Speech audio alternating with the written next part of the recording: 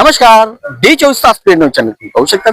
महाराष्ट्रामध्ये युवा आहेत त्यांचा आज बेरोजगारीचा प्रश्न निर्माण झालाय. धुळे तालुक्यातील शिंदखेडा या भागातील जी MIDC आहे त्या MIDC मधील हे संपूर्ण जे युवक आहे कामाला आहेत आणि आज ते जिल्हाधिकारी या कार्यालया ठिकाणी कशासाठी आले आपण नेमकी ही भूमिका जाणून घेऊया. तर काय सांगणार आपण या ठिकाणी निवेदन देण्यासाठी आले, काय विषय? हा तो विषय असा आहे की ही जी MIDC बेरोजगारांना काम देण्यासाठी महाराष्ट्र शासनाने आयोजित केली होती.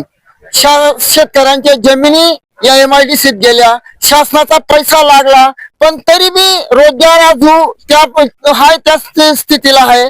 जसा पाहिजे होता तसा विकास साधता आला नाही आणि ज्या बी कंपन्या तटपुंजा परिस्थितीत तिथं आल्या पण याच्यात बी युवकांना तसा पाहिजे तसा रोजगार मिळाला नाही. तुम्ही बघू शकता त्या ठिकाणी ज्या कंपन्या आल्या त्या गावातील जे युवक आहेत त्यांना त्या ठिकाणच्या पद्धतीचा मोबदला मिळाला नाही. काय सांगणार, किती तुम्हाला मोबदल्याची अपेक्षा?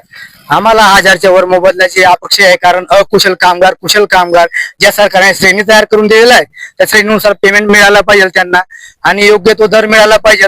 कारण सर्व पूर्ण शिक्षण करून एवढे ITI वगैरे करून इथं जॉब मिळवतात आणि त्यांना रोजगार तो उपलब्ध होत नाही आणि जे ते बेसिक पेमेंट असतो 10-12 हजार रुपये कुणाला पडवत नाही. त्या सरकारने बेसिक काढलाय, GR काढलाय, त्यानुसार पेमेंट मिळायला पाहिजे त्यांना आणि अल्ट्राटेक कंपनी तसं करत नाहीये आणि आम्ही 3 वर्षापासून वंचित आहोत पेमेंट वाढीसाठी. आम्ही वारंवार युनिटेड कडे तक्रारी केल्या, त्यांना सांगण्यात आलं सर्व वर्कर मिळून आमचं पेमेंट वाढावं. जे मार्च एंडिंग मध्ये आणि एप्रिल मध्ये सर्व कंपन्यांना नियम असतो, मार्च एंडिंग मध्ये एप्रिल मध्ये सर्व कंपनीचा पेमेंट वाढतो पण आमचा वाढत नाही. त्याला कारण काय ते कारण पण आम्हाला सांगत नाहीये आणि मग आम्ही जावा कोणाकडे, कारण याचा डिपार्टमेंट जे पेमेंट वाढ त्यांचे म्हणणं आहे पण कंपनी त्यांच्याकडे दुर्लक्ष.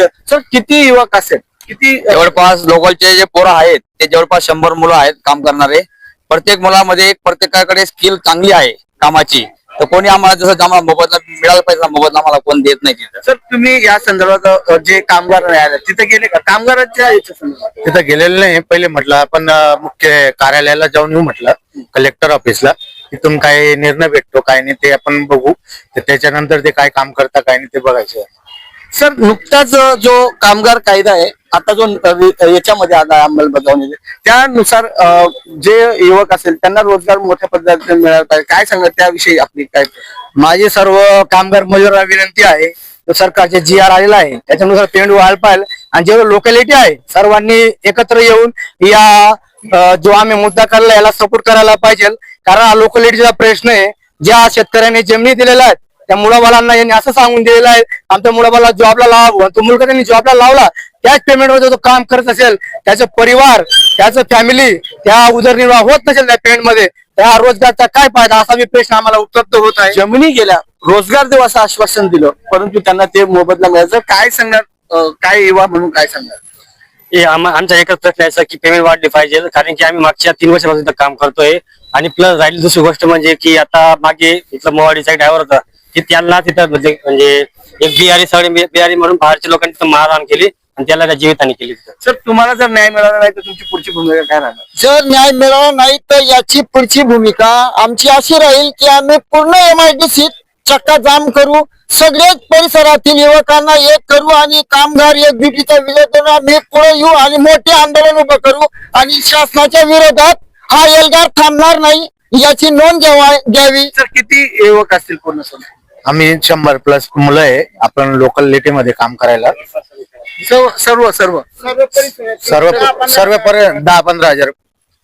तुम्ही बघू शकता आज बाबळे MIDC परिसरामध्ये शिंदखेडा तालुका नरडाणा MIDC मधील हे संपूर्ण युवक कमीत कमी 10 ते 15 हजार युवक आहे आणि जर 10-15 हजार युवक त्या ठिकाणी काम करतात प्लस जर धरलं त्यांच्या कुटुंबात जर धरलं तर 5 नाही, जर एका कुटुंबामध्ये 5 लोक असतील तर अनेक लोकांची उपासमारीची वेळ आज या ठिकाणी येणार. कंपनीवर कारवाई होईल का हा देखील बघण्याचा एक भाग आहे. आणि तसेच आज जो कायदा कामगारांसाठी आलाय त्याची अंमलबजावणी होताना दिसत नाही. आज यांनी जिल्हाधिकारी यांना निवेदन दिले आणि लवकरात लवकर यांच्या मागण्या जर पूर्ण झाल्या नाही तर येणाऱ्या काळामध्ये तीव्र स्वरूपाच्या आंदोलनाचा इशारा या युवकांनी या ठिकाणी दर्शवलाय. कॅमेरामॅन निलेश दलेचे, जारी पवार, D24 पुणे चॅनल.